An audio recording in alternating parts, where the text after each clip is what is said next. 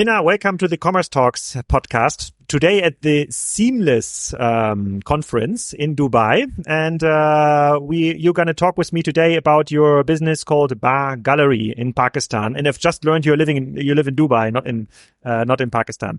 Tell us a bit about yourself and your business. Okay, thank you so much for having me on your podcast. My name is Mina Salman and I am the founder of Bagal.com. So a few years ago, I started off this venture because we were living in Saudi before. So actually me and my husband, we've been in Middle East for a long time. We got married. I have lived all my life in Karachi, brought up, and everything was in Karachi. My schooling, education, even my work was there. But eventually we got married and then we moved. So we were living in Middle East. So when we moved to Dubai in around 2011, I'd been looking for jobs and something I wanted to do because my son was almost 3. So it was time to come back to the corporate world. But unfortunately, I was unable to find anything, suitable for my timings, and, the job hunt continued. I did a lot of things. I eventually failed. So then I got this idea of starting, because it was around that time when in the Middle East, Souq.com and there were few other websites, they were gradually picking up. So the concept of e-commerce was quite new around that time. So me and my husband, he just gave me this idea, why don't you start doing something? And I was like, what it should be. So eventually, I loved shopping. So then we thought that this is something which is my passion and we can eventually turn it around and, build it up. So we started off with bags. At that point, I was doing very luxury handbags. And we started with bags where? Here? In Dubai. In Dubai, okay. Yes.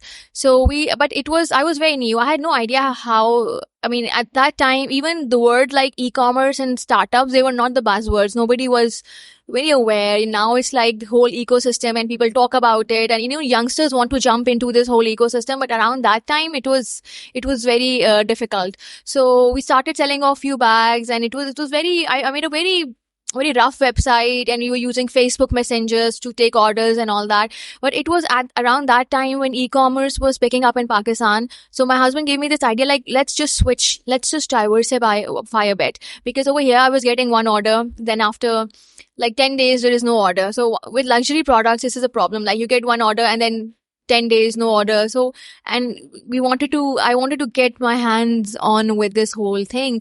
So we gradually, added beauty products and we used Facebook groups around that time. Still it's a very good way of selling your products. There are a lot of Facebook. I remember in 2012, some friends, of mine and me, we had the biggest Facebook group in Middle East for mobile phones. Absolutely. 2 million followers. And back then we believed every follower is worth $1, and we tried to sell it. That's the Facebook group thing was I think it peaked in 2012. Absolutely. And then it went down. Yeah. So we used that and then we just started making up a team. We met few amazing people in Pakistan. They're still with us till date. They are the founding members of Bagal.com. We created a website. We started working on it. We started partnering up with a lot of local brands in Pakistan, for example, L'Oreal's and, Unilever's. So we were importing beauty products from US and UK and we were selling them on our website. And we were also working with local, merchandisers and local retailers and local brands that had already availability in Pakistan. So Bag Gallery was created. And then I think after that, the kind of success we've grown over a period of time and we were not ready for it. We started, scaling up, and then our first round of funding came in 2020. 2020 was a very difficult time for the whole world, but for us, we bagged our first funding around in 2020. And then, things went from here to here, and then, we were not ready for it. We gradually started building up our team because we were not even our customer service was not that amazing. But obviously when you get in the spotlight, when you bag your first funding, everybody's looking at you. So then we slowly and gradually, we have evolved how the e-commerce industry has evolved. We have worked on our practices on customer relationships and customer retention and acquisition and the website formats. And we use a lot of social media influencers to work as a bridge. Our Instagram is our biggest asset. So we worked on different areas and gradually we just, worked up. And then in 2021, we bagged our second round of funding. So then again, things scaled up a little bit more. So, when you get your funding, it's like then you have a lot on your plate and you really have to excel. And so we gradually worked on our operational areas. There were little loopholes in that. So we worked on all of these areas, and together, I think how e-commerce industry has evolved in Pakistan, Bag Gallery has also evolved with the period of time. And now people understand that baggallery.com is synonymous to beauty and fashion website, and they sell authentic products, because this is also a bit of an issue when products come from gray areas. Can you give us like rough numbers about what the ballpark where you're in, like revenue wise, how many people are working, how many packages, just so people understand the Right momentum now of the business? I can just give you a little bit, like we do have a team of around 150 people, but now we've reduced the team a little bit, around 100 people, and it includes the warehouse staff also, like people who are like work on daily wages.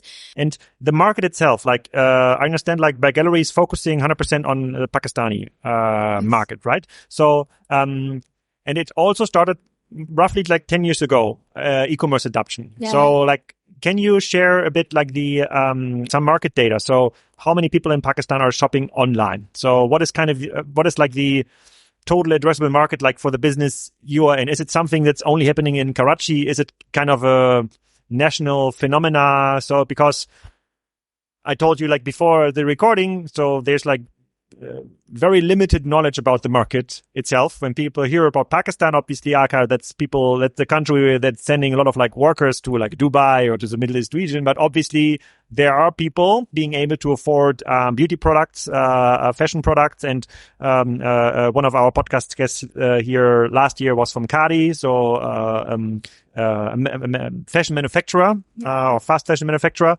So please tell us a bit more about the market structure itself. So basically, e-commerce industry has, as I already said, it has evolved. Like especially in 2-3 years, it has become something huge. So roughly, if I wanted to give in numbers, it's like a $10 billion industry. 10 billion. Yeah. Total Pakistani e-commerce. And then if you want to add like our share, it's around, like where we play in the beauty and fashion. Obviously, the big giants like you mentioned, Cardi and Sapphire. These people they have different channels, like omni channels, where they have their retail stores and then they sell online also. But we are purely e-commerce. So we cover around 1.8 to $2 billion of that whole chunk. And this e-commerce is gradually growing because there is a lot of internet penetration. A lot of people who are not, especially we've seen this trend in pandemic also, people who are not very comfortable with buying online, they eventually had no option and they had to come online. Even people like who were in 50s and 60s, like my parents, who had no idea about this, how this e-commerce worked, gradually they're getting, accustomed with this whole trend. And so as mobile penetration and internet penetration is increasing, so we also have a customized website for our, for mobile also, where people, and then there's a lot of Gen Zs gradually they're coming in it. So it's growing and it's booming, and we have a lot of grocery stores online. Just to give you a perspective of poor people going to Dubai for work. So there are a lot of different kinds of startups, even in health sector also. The fashion industry is so like there are so many local brands that have popped up during this pandemic, and they're doing amazing. And then they're beauty brands. Obviously, there's demand for imported beauty products also, like, we talk about Tarts and Huda Beauties and all that. But then there's locally also, there has been a lot of work, and they're selling this online. And how was yesterday? I recorded a podcast with Arun, the CIO from MAF Carrefour, and he told me that the adoption during COVID for the online services really skyrocketed because some of the stores were closed, and then people really learned how to order grocery online, which wasn't the case even in this region here. And now their online share might be somewhere between like 5 to 15%. Yeah. So it's a massive growth. Was it the same in Pakistan? Was it the same where store closed during COVID, or people were forced to buy online? And what does it mean for the online adoption in the market? So the case was similar. I think when the lockdown happened, the whole world came to a halt.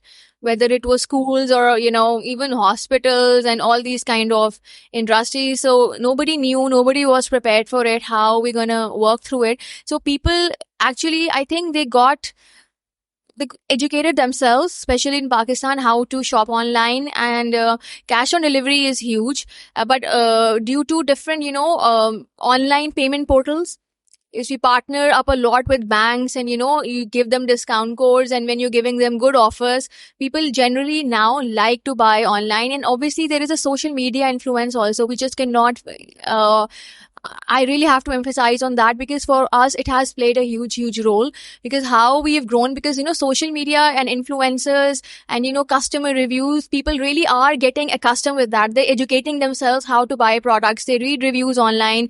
They see what their favorite influencer is wearing, how she's carrying or him is carrying himself, where he's going, what car he's driving, what kind of lifestyle is having. So those kind of things, and how and from where is he shopping. So if an influencer are like more trusted folks other than celebrities and all, because celebrities they just endorse anything. But with But now influencers becoming celebrities. Yes, this is getting more and more saturated. So if your influencer is telling you that you have to buy from, for example, baggallery.com, and this is a discount code, you're getting 20% off on the final order. Why not? People just went in with the flow, and they started purchasing their orders. And this is how, and even with groceries also, when there was no other option, people had to buy online. I think in a way it was good that something that was supposed to happen in like 5 to 10 years, 2-3 years, everybody just got onto the e-commerce bandwagon. And what kind of social media channels, let's just talking about the influence here, what kind of channels are important in Pakistan? And are people following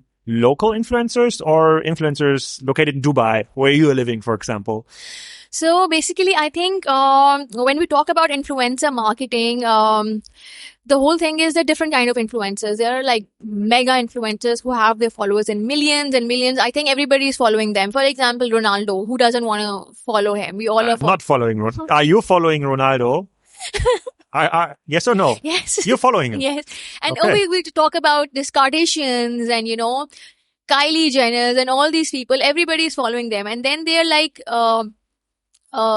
mega influencers, and they are nano influencers, and they are micro influencers. So when your following comes down from millions to lakhs and all that, 100,000s, then there are a lot of local influencers that people, and especially in people in Pakistan, they follow a lot of local influencers, and a lot of them want to follow their lifestyle and how they're living their life and what products are they using. And then there are very micro and nano influencers also, they're still getting on with the bandwagon. So you need to, when you talk about influencer marketing, because we worked with all different kind of genres. So it depends on your campaign. When you want a real connect with the people, you go for nano and micro influencers, because although they don't have huge following, but whatever they're saying, they have a small following, but they have like really organic, and people are not following them because of the fan base and all that.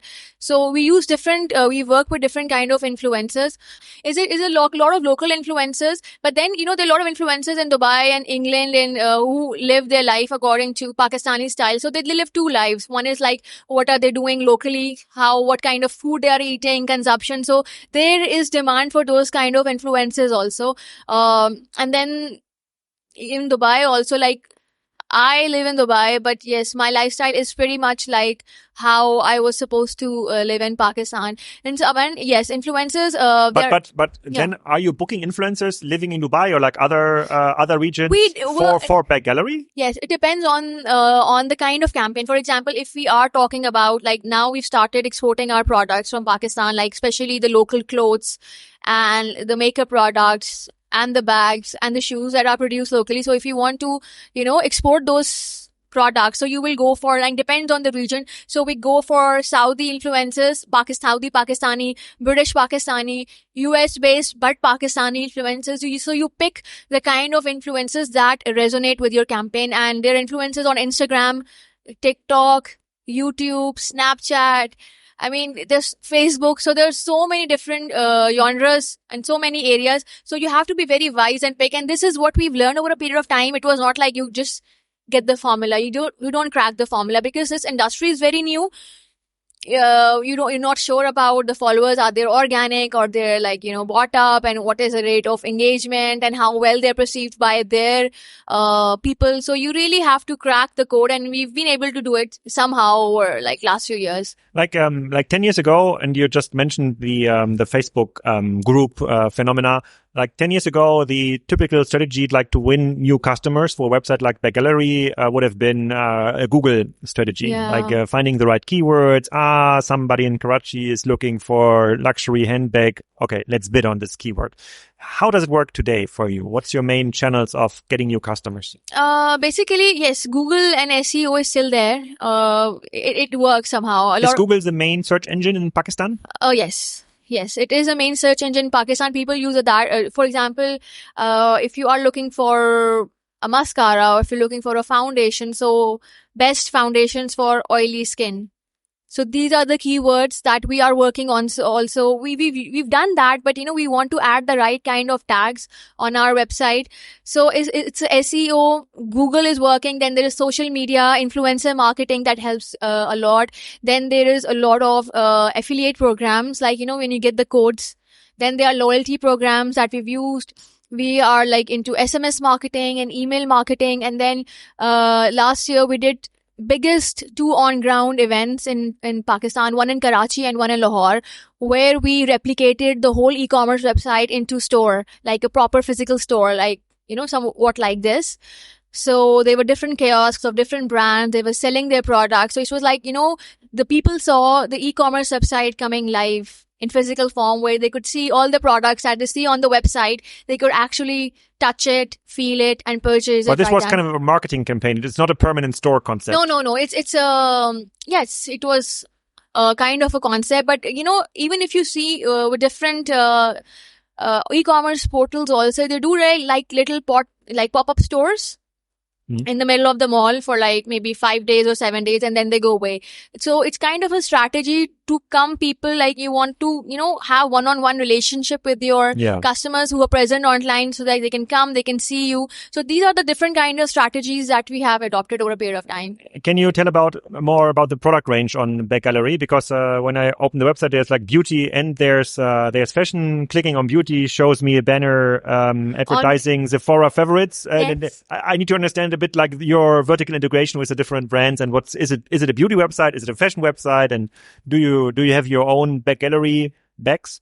Back gallery comes from like back gallery. Is this correct? So because I started off from bags, right? Yeah. A lot of people ask me, why did you go for this name? So when I started, I was like, I'm just going to sell luxury bags. So the first name that came makes sense. So, seems to be a very good market. Yeah. So that's how I started off, and eventually there were shoes and there were accessories and there were makeup and there was skincare, there was home care products and a lot of self-care and gadgets. So but you started with third-party brands. It was not the Mina luxury bag. It was always like a luxury bag from I don't know, Chanel or Gucci or Louis Vuitton and Tory Burch. Okay. So these were the brands that we were initially working on. So now the whole thing is Bagal has become very synonymous with beauty brands, because this was a kind of area that we never uncovered, and when we uncovered it, we saw there was a whole potential, because it was around that time. And I don't know if you know about Huda Katan. She's a famous very, very famous influencer. She launched her makeup line, and people What's her name? I Google her right now. Huda Katan. Huda Katan. Okay. Yes, she's very famous here in the Middle East, and the whole Middle East, and even Pakistan and India and Bangladesh, Nepal, so all that kind of. So she launched her branded products, and with the social media penetration, people got more and more into their, like what kind of foundation should they put on their face, what kind of skincare. Everybody has a different skincare routine. So we have a good assortment of. That's her? Yes. Huda Beauty. Okay. Yes, she's very famous here. I think she's a pioneer of influencer-based products. She's a pioneer. So I think she led a way for a lot of different influencers to launch their own skincare and makeup line. Okay. So coming back to our product assortment, yes, we do have a lot of local products, locally made products, locally sourced products, because there is demand for that also. We work with a lot of imported products also. Like, I don't know if you know about beauty products. I doubt you use any. No.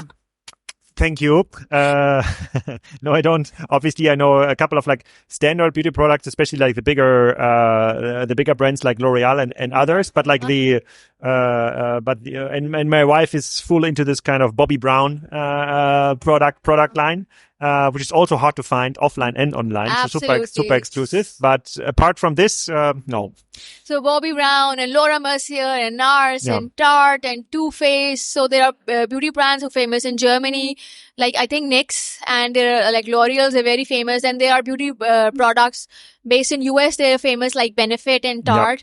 Then the UK based beauty products and the European based products and the Middle East. So we try to get that good assortment of all the beauty products because we want to give the best assortment to our customers, and there are a lot of customers who want to buy local beauty products. And then we have fashion also. Initially, when we started, we used to get products from Zara and H&M and Forever 21 and all these kind of brands, and we used to put them on our website, and we've experimented with that. It was a time around I think 2 years ago when white sneakers was all the rage, when Adidas Superstar just launched, so we put that on our website also. We got a lot of orders for that. And then now the whole industry, how the fashion industry is changing, like people want to buy a lot of locally made products because imported products are expensive now. And when you get the same kind of... Why is this the case? Because in Pakistan, it's expensive. Yes, in Pakistan, the inflation and, that dollar kind of, that inflation is on the rise. So, and if you can get the same product that is ethically sourced, organically produced, you're involving local craftsmen. Yeah. You're honoring your roots, your values, building up on that customer identity, and you're giving the same product, then people don't want to buy a lot of... Yes, there is a market for that also, people who want to buy imported products. But in fashion, there is a lot of, like, I'm sure you must have learned through Cardi's podcast that, people want to buy fashion products like shirts and shoes and bags that are produced locally. Yeah. So we try to have a good assortment of all these kind of products to best, meet the needs of our customers and consumers, because there are all kinds of consumers. And are there brands that are exclusively sold or owned by Bag Gallery on the beauty side or fashion side? So basically, we've partnered up with a lot of brands, like for example, L'Oreal. So when we've done this partnership, we like if they are going to launch any product, for example, they're launching their new serum or a hair care product, it's going to be exclusively launched on Bag Gallery for first 10 days. So we have these kind of partnerships also because we've been working with them over years, and we have that kind of reputation with them. So they make sure when a product is launched, it's launched first on Bag Gallery. So these kind of partnerships also we are doing. And the other kind of, we also have our own private label brand that is all made in Pakistan. It's called Vibe Fashion. Vibe of Fashion. That's like this brand here. Yes, Shop Vibe. Yes, if you just click on I will shop Vibe now. Yes, absolutely. So this bag that I'm carrying right now is also from my own brand. Okay, we will put a photo in the show notes from the bag. We will we will take it. So we have. So all these products that you can see on the website, like the t-shirts and these bags and, eventually shoes and PJ sets, they're all locally made, locally sourced. And obviously, when you do this kind of stuff, but it's a huge very range. Cost effective. It's a huge range. Yes, you have it's everything. a huge range. Yes. This was my pet project I wanted to do since I was in college. I remember I wanted to do something like that. So eventually we saw the opportunity because, after being in the market for a long time, you collect a lot of data. So when you have the data, you exactly know, because when you're selling other brands, like bags from other brands, you exactly know what kind of SKU is a hit. What kind of people, people want bigger bags in Pakistan, especially like college going. But here, like a standard t-shirt, like a t-shirt from Wipe, whatever currency, that's like a local currency. What is it in dollar? $7.99. What is it? I think it will be around $10. $10. And it's $10 for a locally sourced and produced t-shirt in Pakistan. Is this like for an average customer? Is it a high price, an average price? Yeah, this is the price people are going to buy in Pakistan. So, the thing is that if you are going to buy, maybe for example, from a brand like Tommy Hilfiger, if you're going to, buy same t-shirt, maybe because they take the cotton from Pakistan and Bangladesh only. Yep. So they just put their Tommy Hilfiger tag and they can sell it for $100, you say. So if in Pakistan. Yes. So there are people who want to have that kind of Tommy Hilfiger tag. So, they are that kind of market also. But then when people know that it's the same cotton, it's locally produced. So it doesn't matter if it has a tag or not, even if it's written Vibe on it. So they're going to purchase it. And you do only fashion and fashion accessoires, or you also do Vibe beauty? No, we are just in fashion right now. Because this is where we want to develop. Yes, in the future, we do want to launch beauty products, because I'm also a skincare and makeup influencer in Dubai. So I work with a lot of... Yourself? Yes. So I have... I'm as a doing some geek. research here during the recording.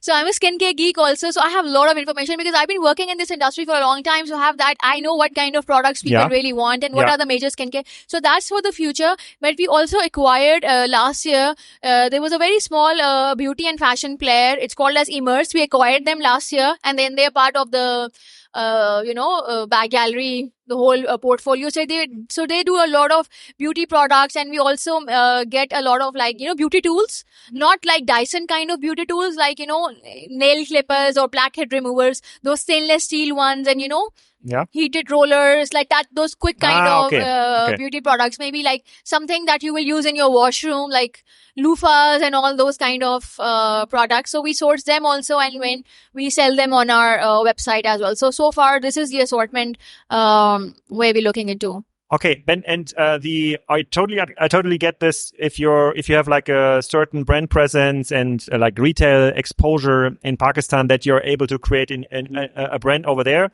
But are you also able to expand the brand presence into and the Vibe brand presence into other countries or other retailers? So would other retailers buy from you to sell it in their own online stores or offline stores? So basically, we've not done that, but this is in the books right now, where we want to sell our Vibe products. So maybe if we want to go to Saudi Arabia, or you want to come to UAE, Dubai, because it's like our second home. So we would go and work with brands like Namshi or Amazon. Yeah. Because our brands are not very highly priced. They're good quality, but they're not...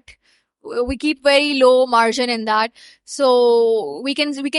Because it's not Bag Gallery coming to Amazon, it's just Vibe coming, and Vibe has its own identity, although it's under the umbrella of Bag Gallery. So when we are going to sell it, so it's a wholesale business in that case. So we could just use different kind of giants already present in different kind of markets, and we're just going to go in that instead of. But you're not planning to open a pop-up store in the Mall of Dubai or in the Emiratis Mall. Oh, why not? I would love to do that. I tell you why not. But you are planning to do? Not really, but we have like little kind of in Dubai. I think how long you've been in Dubai for? Like you come here for how many days? For 70 hours. Oh, so you don't know how the fashion industry works. So there are a lot of in-house like small exhibitions that people do in their houses, and eventually they go into this boulevard ones and all that. So eventually, so they do exhibitions for 2 days where a lot of different Pakistani and Indian brands, they come, they sell their clothes and then go home. And it's a huge thing, especially because in Dubai, Pakistani and Indian, there's a massive number of Pakistani and Indians in Dubai. So there's a whole market for these kind of clothes also. So we might go into these exhibitions, do 2-day sale, and then come back home. Where do they happen, those exhibitions? They even like places like World Trade Center, but World Trade Center is huge, in different hotel lobbies and all that. So they're like small, before big events like Ramadan is huge here. So my argument not doing this usually in Europe would be that it's too expensive to set this up, and it's cheaper to find customers online. Yes, just to find the next Dubai influencer, and then regardless if you send them to Noon or Namshi or Amazon, or even sending them to your Vibe.bg shop, whatever, that doesn't matter. So my argument is always, setting something up offline, pop-up store, permanent store, even like an expo thing, is so far away from everything you can scale with the existing organization. You need a different set of people. You need a system that lets you collect cash, or that lets you collect credit card data. Yeah. You need an offline stock, so it's you have to take it out of your warehouse. It's like it has nothing to do with an e-commerce operation. It's a totally different operation. That's why I'm usually very hesitant when I'm here. Okay, offline might be a good marketing thing for once, but having this as a permanent channel to win new customers seems to be very complicated. And most of the businesses that tried it in Europe, setting up like permanent offline presences, failed. It's too expensive. There's no synergy effects. Yeah. But I think just to give that gist of it, like how the product actually feels, because, when you are buying online, there are kind of hits and misses. I'm sure you've seen those memes where what you ordered versus what came. So in order to cover that bridge, sometimes you can go for a little pop-up store for a few days and then you can come back to your online channel, because this is how there are a lot of local fashion products also. There are fashion brands. They don't have any offline presence. I buy with a lot of those websites. They just sell online. They come, they show but their social media channels and their photography and the whole kind of, their social media channels are very well equipped. Like when they're showing you a product, you show them from all different kinds all side, how it's from inside and outside. So now that gap, it's been like covered. So Okay. yeah, I think online is always going to be my first love. But yes, just to take a little break, you can go offline and then you might come back. Okay, let's go back for a moment to the Pakistani e-commerce motion. So you said you've started with external investors in 2020, and obviously went for huge growth path. I guess even now in the region, capital is getting like more expensive, so investors are asking like for a quicker return or like for a faster path of profitability. My understanding from what you've told me is that Pakistan like is still in the early days of like e-commerce adoption. So it's already a $10 billion market, but it will grow into a $100 billion, $200 billion market over the next 2 decades. So what is like the organic growth rate for a business like yours? In Europe, the organic growth rate is like the offline online shift. Yeah. So, but there's nothing comes on top. So Yeah. the overall, there's no new customers. The birth rates are low. There's now inflation, so it's getting more expensive. But what is like the organic growth potential in your market, and what can you put on top with efficient online marketing tactics? I think it's still in its infancy stages as compared to the rest of the world. If you compare from UK or US or maybe Europe, it's still I think it will be like 20%. That's it. But still we have a long way to go to reach to that organic level. So we still have to do a lot of pushing when it comes to, e-commerce, because people are still accustomed of going to the malls, shopping physically for the products.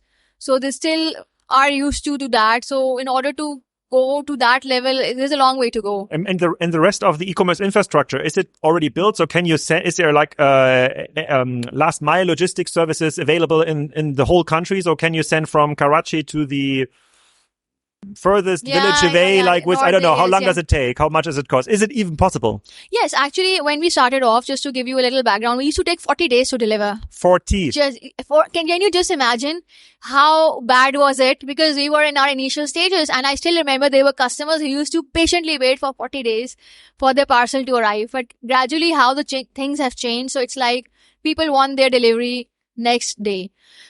Now even in Pakistan? Now, yes. Or the big cities only? No, even in the big cities mostly, but now the whole scenario has been changed with last mile and all that. They don't have time to wait. So they don't want to wait. So if there's a long wait time, they were like, okay, I don't want to buy this. Or maybe they change their mind also. Sometimes like, okay, I don't want this anymore. It was an impulsive buy. So in order to cover that, we work with different kind of last mile companies who, especially in Karachi, we try to deliver the next day. And even when we have a warehouse, because Pakistan is huge. So we have we're in the south, Karachi is in the south, and there is Punjab in the middle and northern areas. So we've also opened up a warehouse in the middle Punjab side area, so that to cater the orders up north. It can eventually take 2 to 3 days. For bigger cities, they just want one day or same day delivery. But when we talk about smaller towns, yes, they can wait for 3 to 5 days and how is payment done?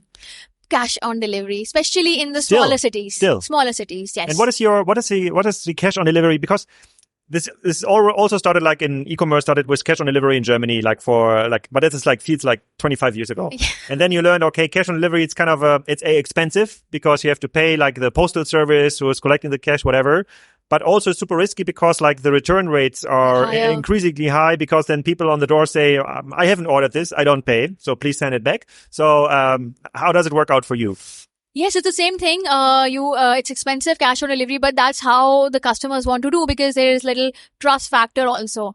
It is getting better. We have partnered up with a lot of banks, and with different payment gateways. Buy now, pay later, and things like that are coming up. So, but it is mostly in the bigger cities. But in the smaller cities, yes, people want to pay with one hand and get the product from the other hand, and it's expensive. That's still the case. It's still the case. Yes, it's more. I think. But there are customers doing credit card payments. Yeah. They are. But do you incentivize it? Is it cheaper for them? Yes, we offer them codes.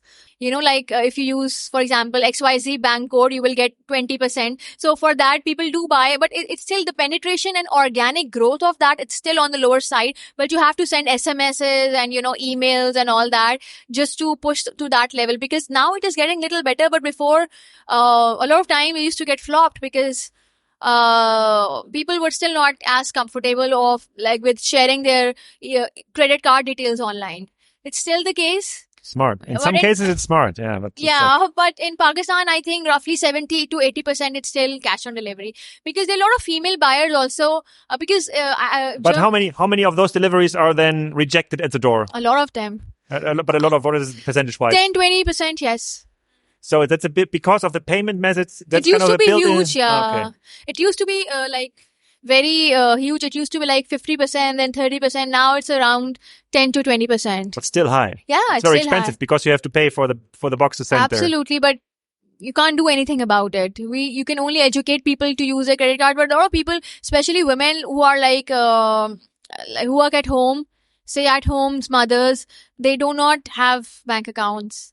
So you cannot lose them as potential customers, because a lot of females, because you can see our website is very fashion and beauty oriented. So our 90% customers are our females. So in order to tap that market, we have to offer cash on delivery. What is the mobile penetration in Pakistan? Though every woman has like a mobile phone and can order online? Yes.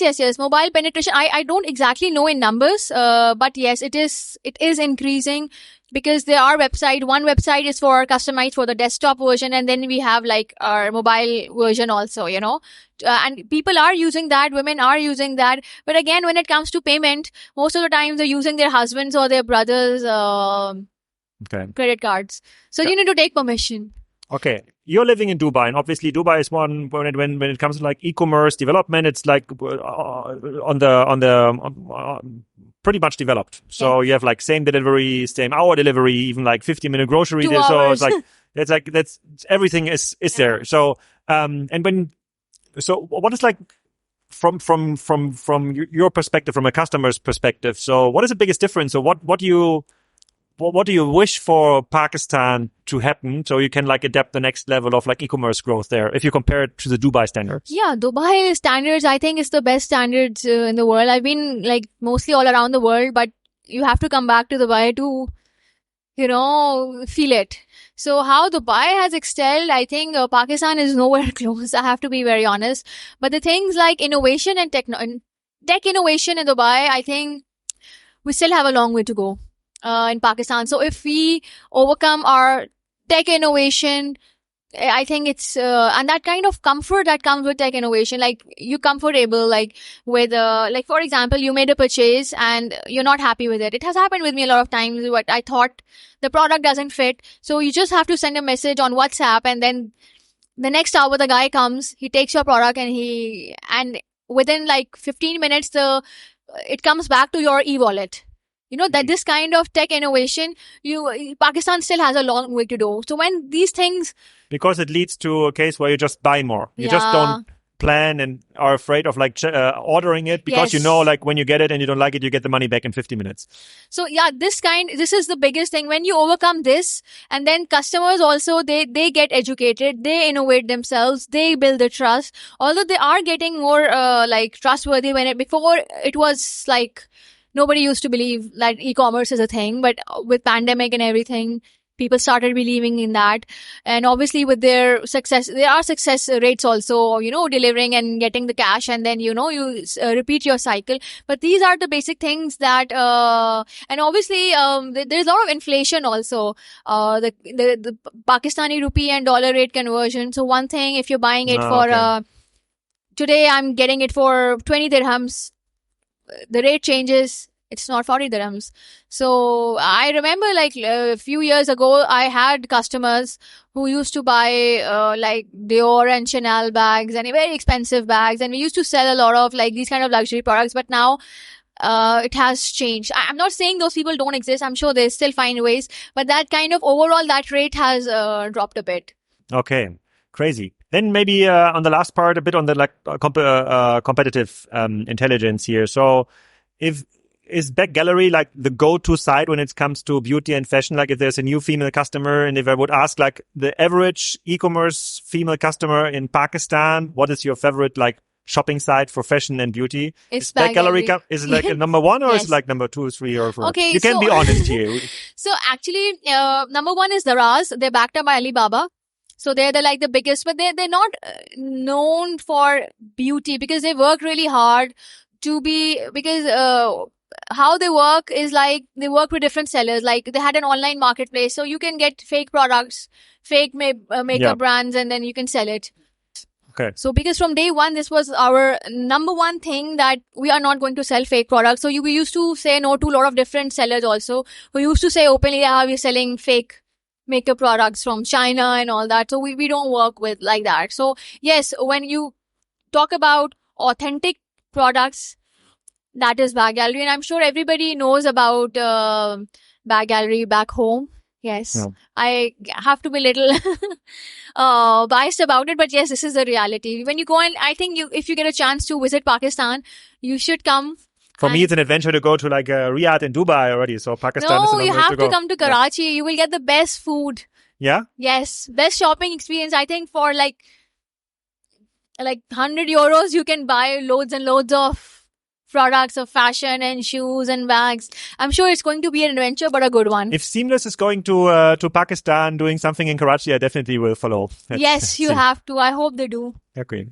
Mina, thank you for your time. Very, very enlightening, very, very interesting. And I hope many more female founders will listen to that and get inspired.